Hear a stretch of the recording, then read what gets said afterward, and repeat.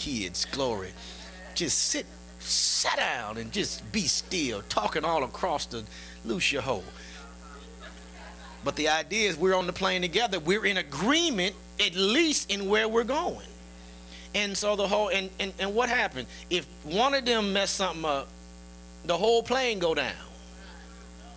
We all going down. I'm not going to be flying by myself. Right. Well, see, I wasn't, they had a bomb, and the bomb blew the plane up, but God kept me held in the air, flying. No, it just hope that when that bomb blow up, I'm going to be safe on the ground. That's the best hope you get. You don't be expected to be flying.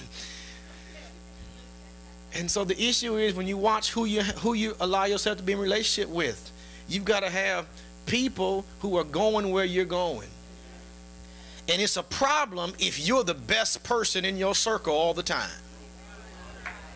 That's the wrong circle to be in. If you're the smartest, the one with the most money, the most focused, the most saved, if you're the most of everything, you've got a bad circle. Your circle should have somebody in there should be challenging you to do something better. Somebody should be iron for you. Those closest to you ought to sharpen you in every area, not dull you, not make you worse. But they should challenge you to be a better person, to operate always in integrity. So also we want God to be first in our finances, our interests, our relationships, but also our schedule. My God. With our time. We got to offer God that first. We ought to be so, like when we wake up in the morning, God, how do you want me to arrange this? Because I've got 30 things that I need to get done. And God, I'm not able to do all 30 today. So help me prioritize which of these 30 can get accomplished today. Yes, Lord. Speak, talk. He's able to help us in those areas. Yes. Let's look at Mark chapter 1, verse 35. And in the morning, rising up a great while before day, he went out and departed into a solitary place, and there prayed. We got to put God first in our day, every day. We ought to carve out just a moment, just some type of time where we seek him and just honor him and reverence him and allow him to speak to us and to get the nourishment that we need to face the day. When we select God first in our time, he gives us the guidance. He gives us the nurture, the leading. He allows us an opportunity to see what those ordered steps are going to be for that day. Amen. But if we always getting up late, rushing, always not getting up, and God is never invoked, he's never invited to take control of the day. We just going about, ain't accomplishing nothing, wasting time. Lord have mercy. Not prospering, not getting things done that we probably could have gotten done had we consulted him and put him first. Facing things that he could have warned us about in the morning instead of getting blindsided in the afternoon. Oh, my.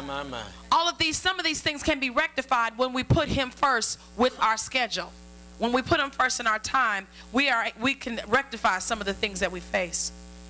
And the T of this acronym for first is troubles. Psalm 50 and 15. The question is, who do you go to when trouble arises? If God is a priority and God is first, when trouble arises, you go to God. Psalm 50 and 15, and call upon me in the day of trouble. I will deliver thee, and thou shalt glorify me. Lord have mercy. Amen. So you understand, if God is first, when problems happen, who do you go to first? Do you call your spouse? Do you call Big Mama? Do you call Grandmama Pookie? Who do you call? Do you run to your friends? Do you find the one? When God is first, even if it's not a fully developed, Lord, I come to you now, and quoting scriptures again, you be like, Lord, I need some help.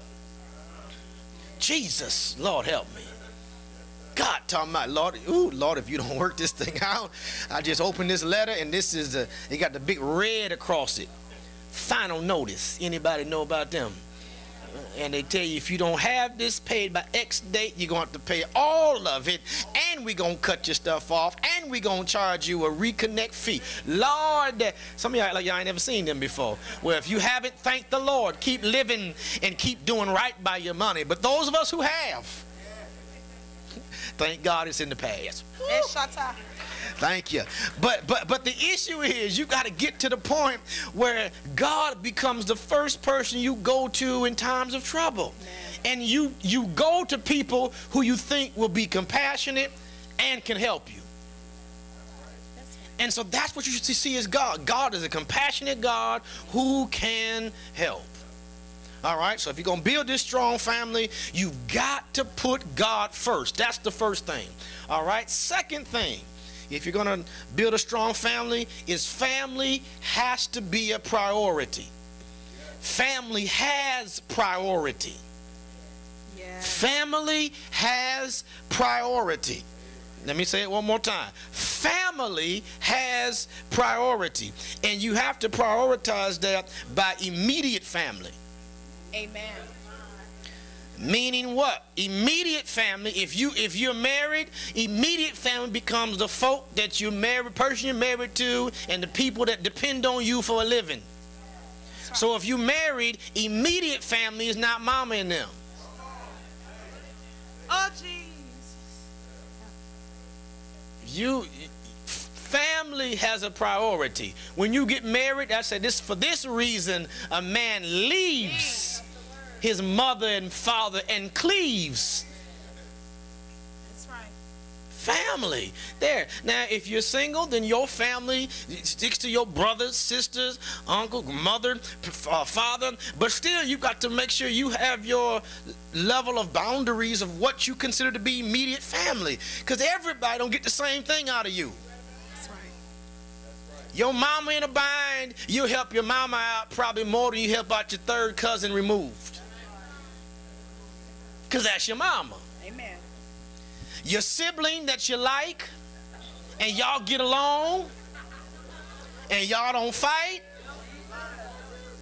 you'll help them quicker than the sibling that you got problems with. Excuse me, you have problems with. Because the one you have problems with, the problem's going to come back to your mind. And then it's going to be a test of your sanctification. Yes, sir. To see if you're going to turn around and help. Y'all not talking. Oh, my. But family is a priority. Now, let's look at Genesis 6:18 and Genesis 7:1. Genesis 6:18. But with thee will I establish my covenant, and thou shalt come into the ark, thou and thy sons, and thy wife, and thy sons' wives with thee. Genesis 7:1. And the Lord said unto Noah, come thou and all thy house into the ark, for thee have I seen righteous before me in this generation. Notice here, Noah, we all know the story of Noah. He builds the ark. He's telling folk it's going to rain.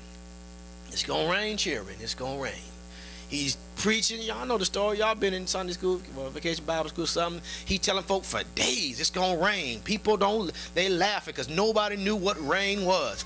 He's building this big old ark. They talking about, look, what is he building? We ain't never seen nothing like that. But in the end, who gets saved? Noah and his family. That's right. He was ministering to folk, but he at least got his family together. My God, today.